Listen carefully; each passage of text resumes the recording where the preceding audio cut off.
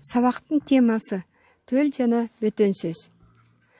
Биз сүйлөөдө жана жазууда жеке эле өзүбүздүн сөзүбүздү колдонбостон балдар, башка бирөөлөрдүн да сөздөрүн колдонуп калган учурларыбыз болот экен. Эмне себептен башкалардын сөзүн колдонобуз? Кана ойлонуп көрөлүчү.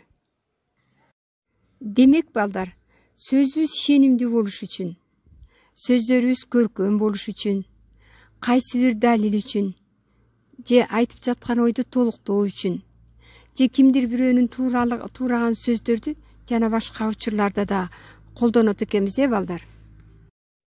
Демек, мына ушул сыяктуу учурларда колдонгон башка бирөөнүн сөзү бөтөн сөз болот экен. Ал эми башка бирөөнүн сөзү менен кошо айтылган өзүбүздүн сөзүбүз төл сөз болот экен. Эми балдар, төмөндөгү мисалга көңүл бурсак, элде мындай деген накыл сөз бар: карнын кебин капка сал. Бул сүйлөмдө элде мындай деген накыл сөз бар. Бул төл сөз. Ал эми карнын кебин капка сал, бул бөтөн сөз. Демек балдар, жыйынтыктаганыбызда сүйлөөчү адамдын өз оюн билдирген сөз бул төл сөз деп аталат экен. Ал эми төл сөз менен байланышып кимдир бирөөнүн оюн билдирүүчү сөздөр бул бөтөн сөз деп аталат экен. Сөз тике сөз жана кыйыр сөз болуп бөлүнөт.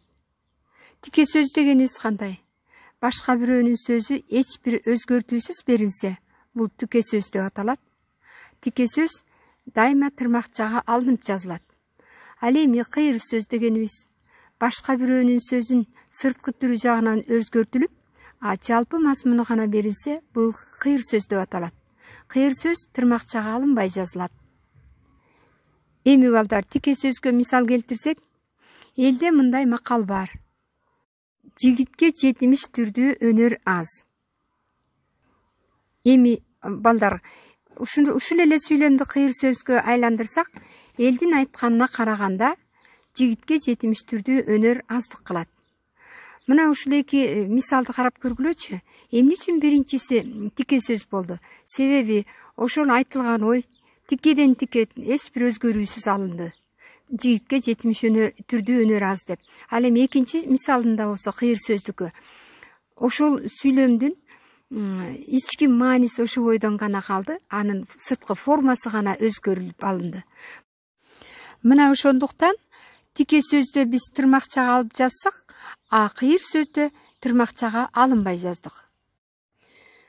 Балдар, төл жана бөтөн сөздү адаттагыдай эле шарттуу белгилер же болбосо схема аркылуу дагы кантип белгилеп жана айырмалайбыз? Мына ошонусуна да көңүл буруп кетели. Төл сөздү бул бош тик бурчтук менен белгилесек, ал эми тике сөздү сызыктуу тик бурчтук менен белгилейли. Мисал үчүн, жер бай болсо, эл да бай болот деген макал бар. Бул макалда жер бай болсо, эл да бай болот деген биринчи бөтөн сөз берилди, анын ичинен тике сөз берилди. Мына ошондуктан аны тырмакчага алабыз дагы, схемасын болсо биз эмне кылат экенбиз? Сызыктуу тик бурчтук менен белгилейт экенбиз. Андан кийин өзүбүздүн төл сөзүбүз кетет. Төл сөзүбүз деген макал бар. Деген макал бар дегендин схемасын биз бош тик бурчтук менен белгилейт экенбиз. Мына балдар, өзүңөр буга чейин биз дайыма схемалар боюнча иштеп келгенбиз. Ошону эсиңерге салсаңар болот. Сүйлөмдү түзгөндөн кийин ар бир сүйлөмдүн аягында төл жана бөтөн сөзгө ылайыкталган схеманы түзүп койгула. Балдар, төл жана бөтөн сөз жөнүндө толук маалымат алдыңар деп ойлойм. Китебиңерден 227 көнүгүүнү ооз эки иштегиле дагы бир жолу тыныш белгилердин коюлушуна көңүл бургула. Ал эми үйгө тапшырма 228 көнүгүүнү ылдый жагындагы үлгүдөгүдөй кылып аткарып мага жөнөткүлө. Балдар, тамгаларыңарды элементи менен туура, так, чоңураак жазсаңар,